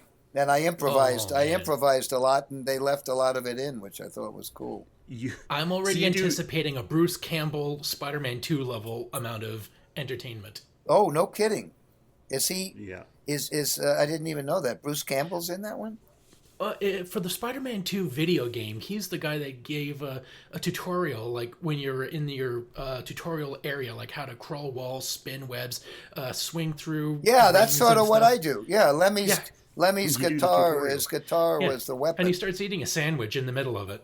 Ah! And he's like, you go swing through these webs for a bit, I'll be back. Oh, that's And then, cool. like, you hear him, and then he comes back. All right, "Okay, you're depressing okay, me. now that you're Stop. well, But Bruce Campbell is much better and funnier than I am. So stop telling me about how great Bruce Campbell is. I feel terrible now. You've ruined my day. No. This interview was the best I ever had until you started talking. But Phil Campbell, by the way, speaking of Campbell, he's a great guy. I had never the guitarist for Motorhead. What a nice guy, and we had so much fun together. Really, the first time he met me, first thing he says, "You don't give a fuck about anything. I love you." And we never met, right? But I do give a fuck about things. I do. I told him I do give a fuck about things. and we have an hour of audio that proves it. Well, you guys are nice guys. So we had a lot of people ask this question, of course, like, when are you going to be in Canada next? When are you going to be in the UK? All these conventions. But what I've been telling everybody is, hey, go to Troma.com. There's a little section there called Where's Lloyd? And you can see what's coming up. That is correct, except that we're totally incompetent and it's never up to date. But there's a Lloyd Kaufman. Okay, never mind. There was wait a minute. There's a Lloyd Kaufman fan site, LloydKaufman.com, which in addition to Troma, between the two websites, you probably get the correct information. Oh, okay. Well, I'll have to add that to the notes to make sure people can find that. I know I'm going to be at Brussels Festival of Fantasy and whatever it is, the biggest one the biggest genre festival in the world, I believe. I've got a lot of stuff because it's my 50th year. So, hey, you know what Kazakhstan is? Do you ever hear of that country? It's great country. Yeah, I don't think we have too much paid distribution there, but they're bringing me over there to do a retrospective. They want me to do a make your own damn movie masterclass and show movies. And we have a huge following in Kazakhstan. We've never gotten 1 cent from Kazakhstan. But what the hell? So maybe you can change that. I'm going to go. It sounds like a lot of fun. Great.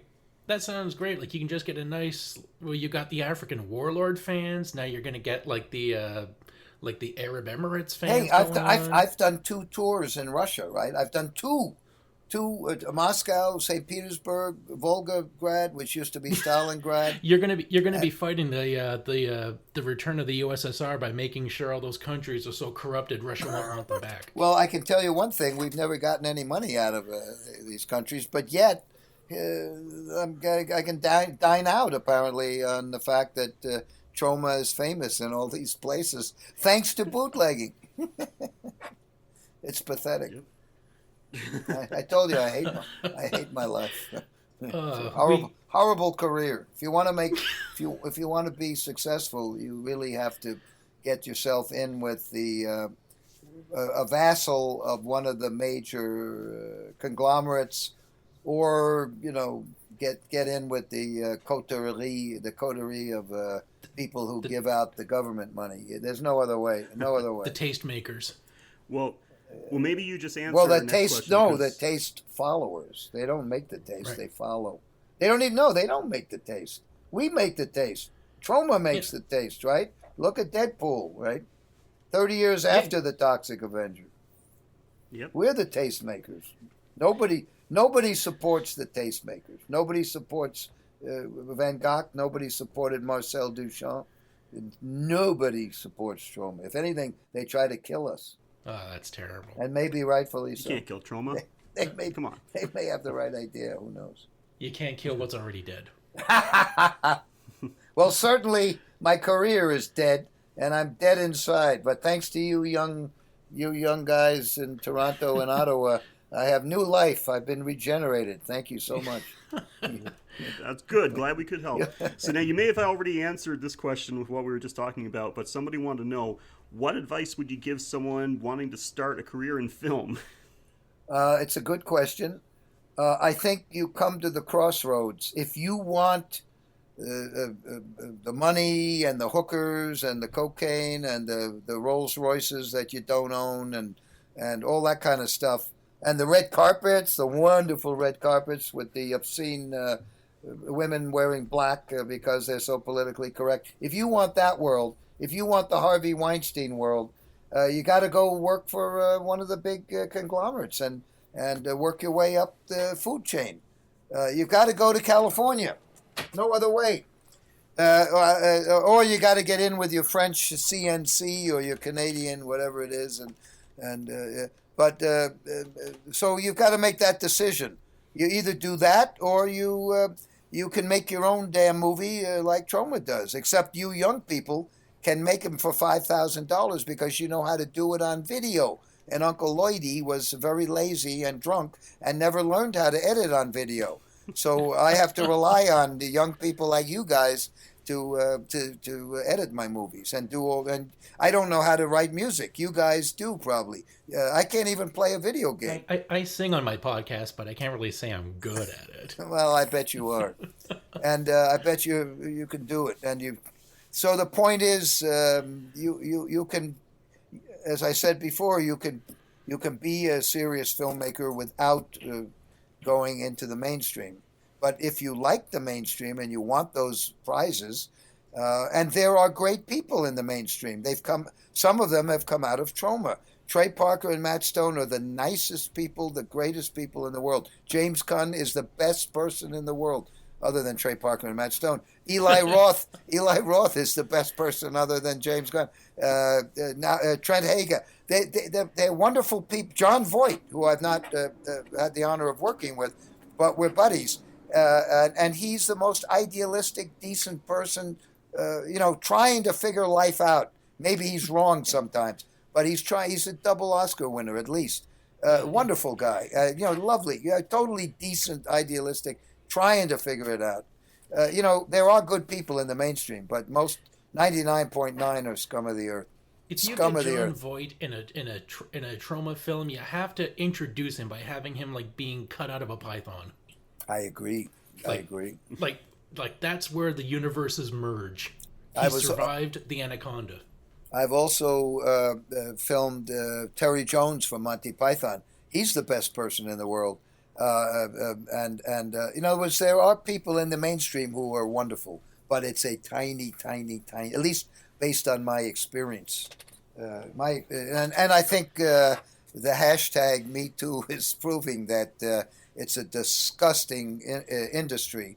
And, the walls are coming down. But if you want that sort of positive reinforcement, this so-called Oscar, I don't understand what the Oscar means because it has nothing to do with the best movie. But if you want that attention and that prestige and that money, you have to go in with a vassal, at the very least, partner with a vassal of one of the major studios. If you want to do what I do and live in a refrigerator carton on Route 401 and have to go fight for bath salts with the other bums, you're going to you can make your own damn movies. And nowadays you don't even need money. I mean, I needed $150,000 when we made sugar cookies, right? That's back in 1970, 69, 70. That's like $1 million today at least, right? That was big money. You can make a movie. You can make a movie in today's dollars for $5,000, and it can be brilliant. In fact, your Canadians did it. The Astron 6, they made a movie for us for under $25,000, right? And it made money. Bunch. It made money for them, and they used that money. They got $250,000 or $350,000 from the Canadian government after they did our movie, because they had something real to show. And Father's Day is a terrific movie. It's a brilliant movie. Yeah, if it wasn't in if Father's Day had been made for Lionsgate, it would be where Eli Roth is today. Well, if you ever want to come film in Canada, we'll welcome you. I'll gladly be an extra in your movie, or I'll let you film in my backyard. I'll do my part. Tell me, why would I go to Canada to film? What would Canada do to help me film, what would they do? Nothing. Zero. So why the fuck would I film in Canada? We made a movie. Hey, we made a movie in Canada. Did we get any kind of appreciation? Yeah, we brought money. 20, maybe it was 25 or 30,000, not a lot of money. But we made it. It was made in Winnipeg. Right? Did we get anything from Canada? Did Canada do anything for us? I can't speak for the prairies. They're a bunch of farmers. I'd love to make a movie in Canada, but somebody has to come and put money up, right? I had a Jane Austen script that James Gunn and I developed, and I was going to get half of the money was coming from Troma, and the other half was going to be coming from Wales in England, not from the mammals, but from where Terry Jones lives, has a place in Wales. The Wales announced it at Cannes. Same thing. They had a big cocktail party at Cannes at which they announced they were going to be our partners. The Wales film commissioner, whatever it is, and then they disappeared. That was the end of that. Even though they announced it. So all you got to do is come up with half the money for Toxic Avenger Part 5. And I'll go wherever it is. Although I want to shoot at least some of it in Chernobyl. I've got a 20 I've got a 20 in my wallet if that helps. Well, we'll work on that Patreon account that we have for the show and see what we can do. That'll be one of our stretch goals. I'll take the $20. We'll go get some drugs and shoot up somewhere. We'll go into the bathroom of what's that theater in Ottawa that I the Mayfair. Yeah, we'll go in the Mayfair. Hey, the first time I went up there to Lee DeMars to do a retrospective, he took me to his house, to his apartment, and in the garage there were junkies shooting up, and I did a behind the scenes for that weekend. I shot behind the scenes, and I shot the junkies. You can see it somewhere on Troma Movies on YouTube. My weekend with the Cinematheque up in Ottawa at the Mayfair, though I did the whole thing.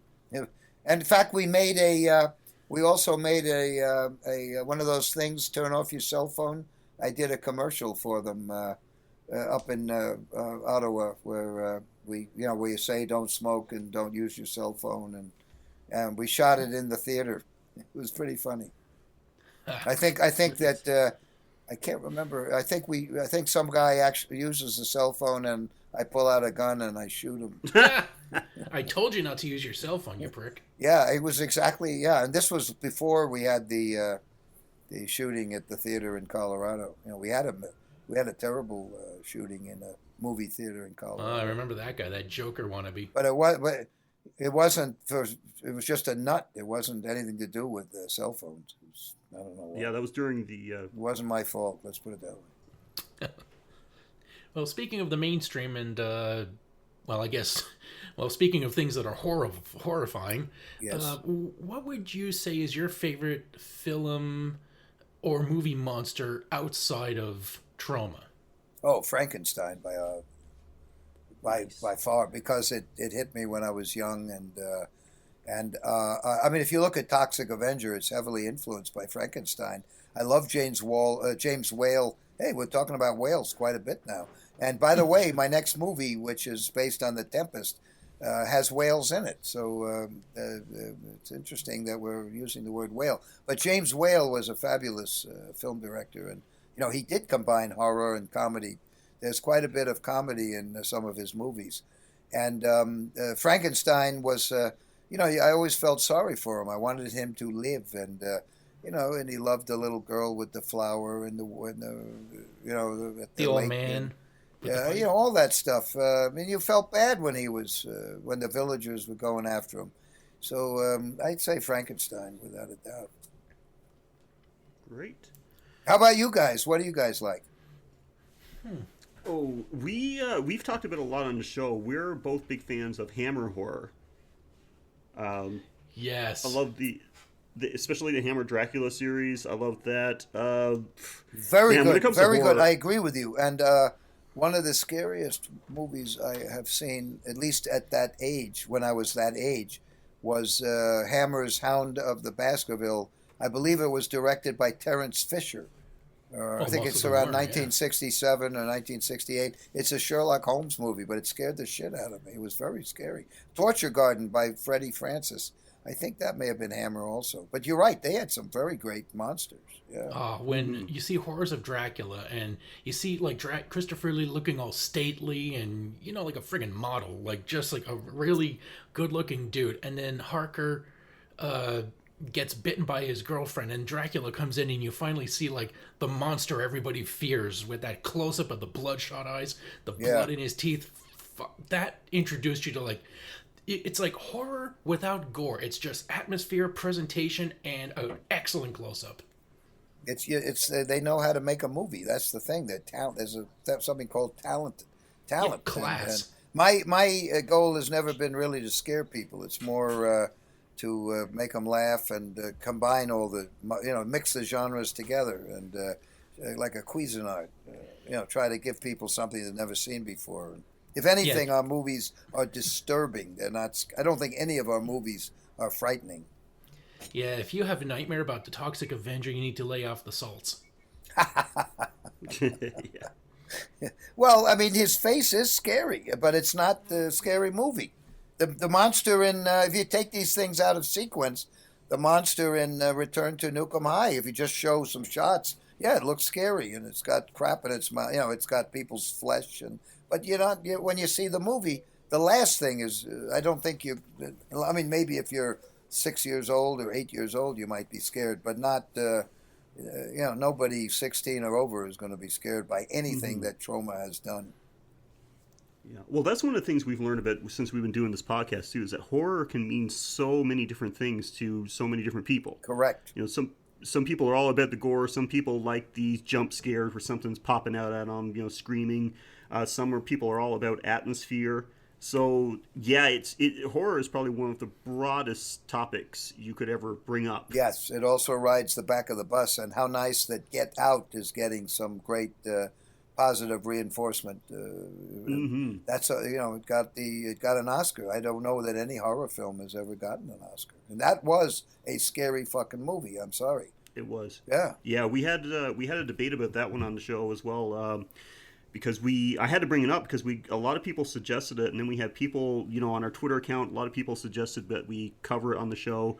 A lot of people responded to that tweet saying, don't do that, it's not horror. And we actually put in a Twitter poll, like, do you consider Get Out to be horror or not? Yeah, like it's a show. It's a social horror. It's definitely horror. It's a wonderful. I probably changed. I mean, again, I Peel is a Troma fan without a doubt. He's said it. Yeah, he said it. Yeah, and a black screenwriter getting credit at the Oscars, which is fantastic. Yeah, it's pretty cool, right? Fantoxic. It's very cool. It's fantoxic.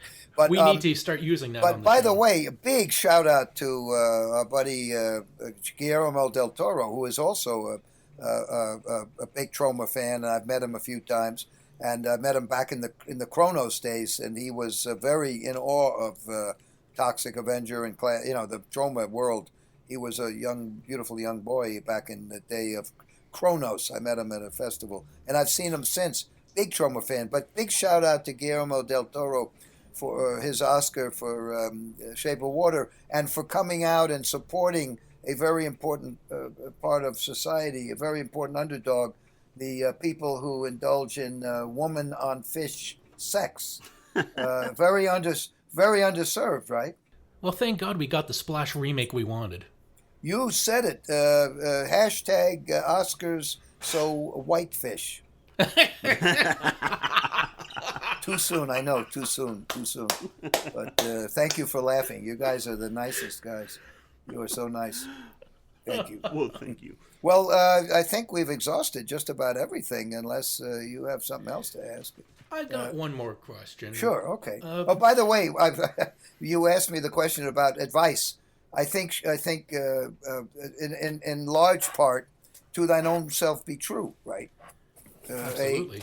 A phrase coined by one William Shakespeare, who wrote that best-selling book, 101 Money-Making Screenplay Ideas, otherwise known as Hamlet. So I say to thine own, do what's in your heart, in your soul. I have plenty of regrets. I'm not Edith Piaf. Je ne regrette rien. I have lots of regrets, but I gotten 50 years of being able to make movies. I mean, what more could I want? Yeah, I got a wife and a kid and all that, but I've got three kids and grandchildren. But and I've been lucky there too. I've stayed with the same wife. I've had the same partner for 44 years. I mean, I shouldn't be complaining. I shouldn't be manic depressive, but I'm still bitter. I couldn't be more bitter. Here we are. But I'm lucky, and my intellectual side says how lucky am I, fucking I, right? Nobody's told me what to do for all this time, pretty much, and other than my wife, and who still tells me what to do. And now she's retired. She's one of the producers on Return to Nuke'em High Volume 1 and Return to Nuke'em High Volume 2. Return to Nuke'em High, a.k.a. Volume 2. And she's going to be producing our version of The Tempest, Shakespeare's shitstorm, which does have whales in it. There you go. So I've been quite fortunate, no question about it. And I should fall on my knees and praise God. But luckily, God doesn't exist, so I don't have to worry about it. What kind of God permits 800,000 Rohingyas to be forced to live in an elephant preserve and have their babies fucked by people from Myanmar? What kind of fucking God permits starvation, permits what's going on with the genocide in Tibet and the Uyghurs in China, Muslims in China? Right? Muslims being exterminated in China, Chechens being massacred by Russians. I mean, what kind of fucking God is that? Sorry. Yeah. What kind of God lets me be a bourgeois in America, right? Just by winning the lottery of being born here. That's not a God. I'm sorry. I'll take the Indian gods any day. And I'm talking about the Cherokee Indians. There's another podcast called The Graveyard Shift, which is strangely enough, an evangelical podcast. So I would just love for people to be looking for that show and finding this episode. That's wonderful. Well, you had another question. What's up?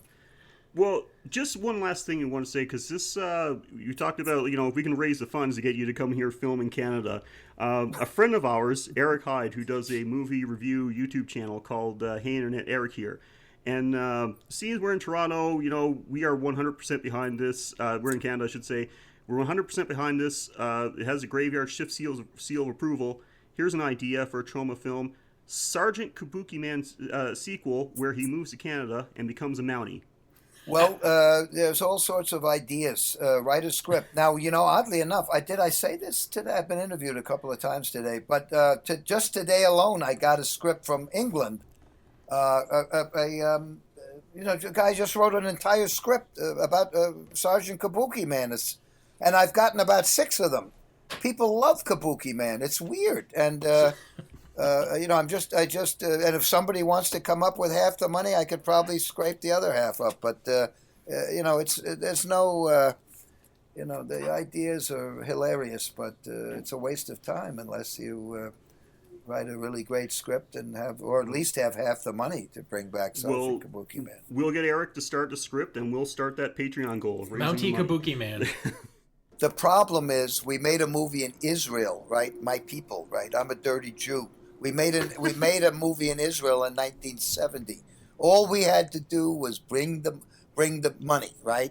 We bring the money. They're going to provide all the services. We're going to blah blah blah blah blah blah blah, right? All they did was to have their hands in our pockets, and they fucked up the movie too. So unless the other people put up hard cash, like Wales was going to do with The Revenge of Jane Austen, schlock and schlockability, unless the other country provides half the cash, and I don't mean no fucking laboratories like Greenberg and what he did to Oliver Stone on Seizure. No, if it's half the cash, if somebody puts up $400,000, we will put up $400,000. We'll go to Chernobyl.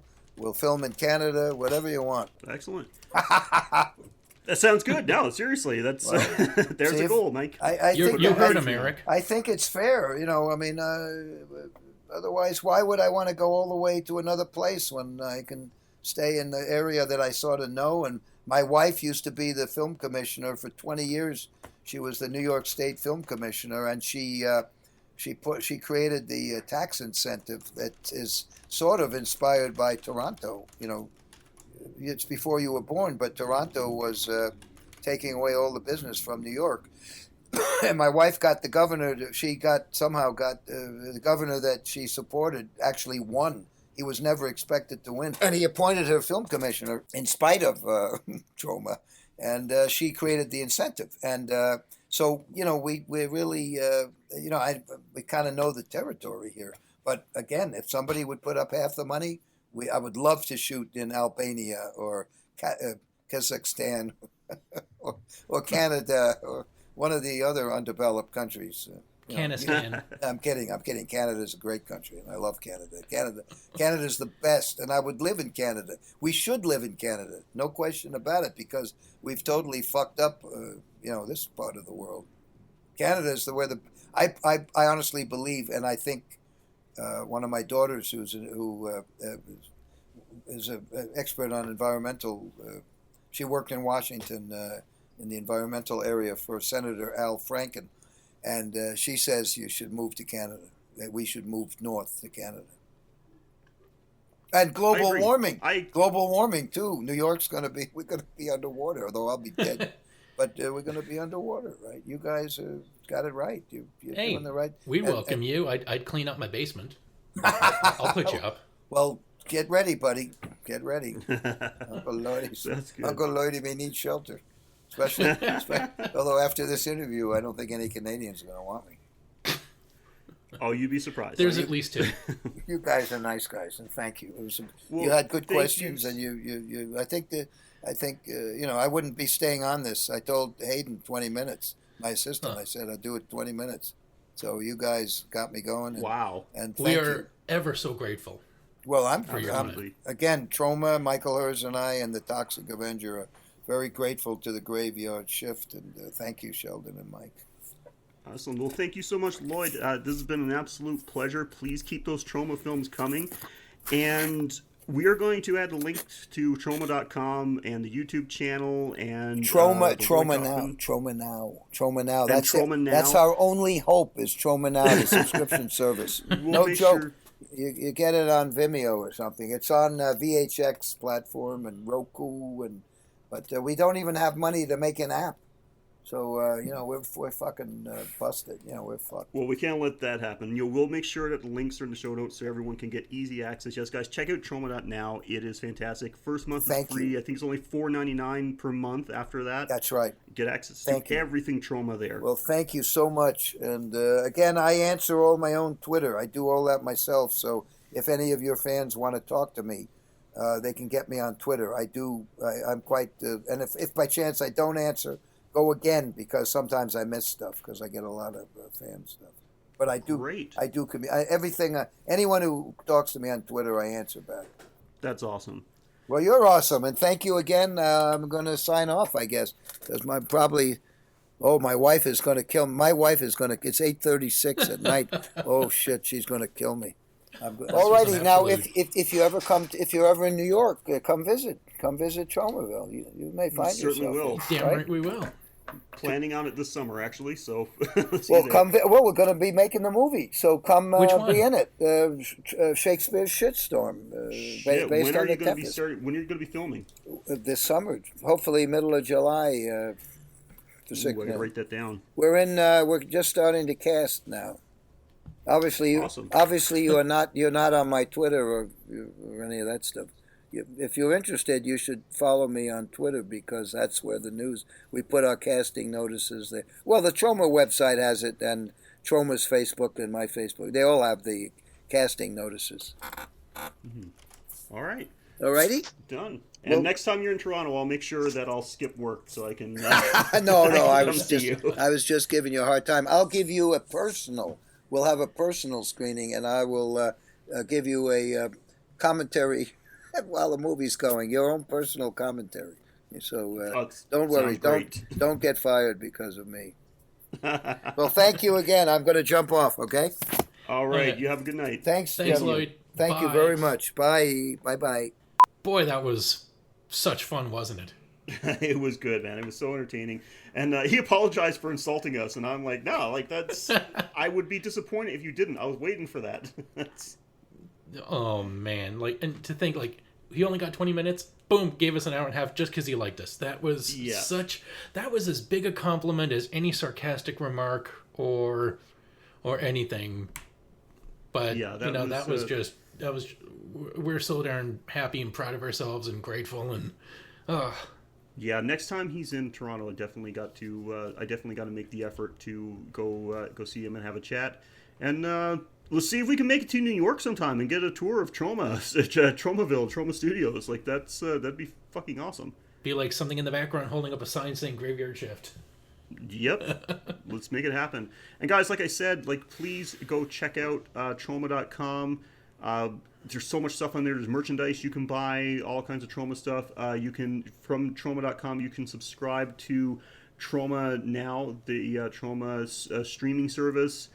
And check out the YouTube channel where you can find like just about their entire catalog for free. Like these guys are that awesome. They put like just about there's over 400 videos. Like they've got so many movies and then short films, interviews, all kinds of stuff there. Check it out. It is just pure entertainment. It's great, and just go there, subscribe to your YouTube channel. That goes a long way to help them. And if you wanted to.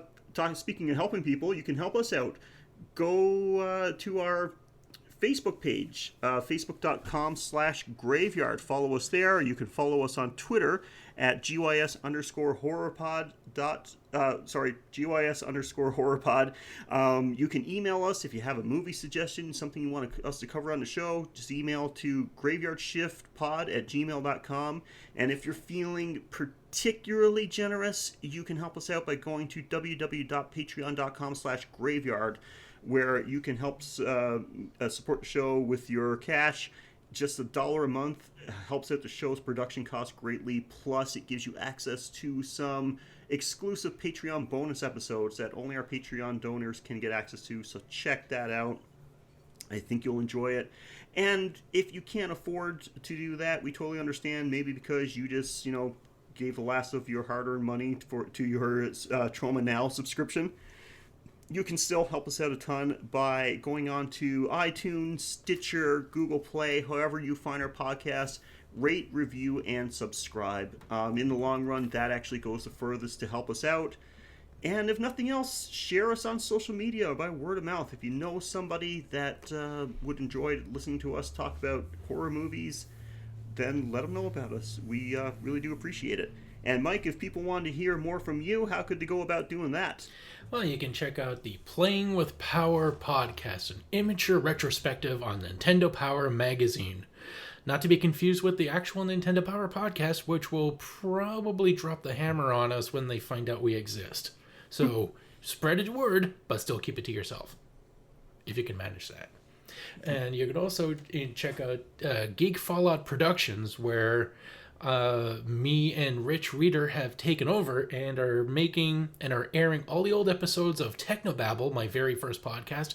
And when the archive has been exhausted, it's only 17 episodes, so it won't be long. We will be airing new episodes where we talk about science, technology, amazing breakthroughs, good news, bad news, just like current events in the world of innovation and devices and science, while maintaining, well, my flavor of idiocy. Excellent. Yeah, check them out, and I'm sure you guys will enjoy it. And guys, thanks again for joining us. Really hope you enjoyed our conversation with Lloyd. And like I said, don't forget to check out all those Troma shows. Please please help us keep Troma alive. It is very important. We want to keep independent film going. And next time we're going to be back with another movie breakdown, one that one of you guys suggests. So until then, I'm Sheldon. And I'm Mike. And thank you for joining us on the Graveyard Shift.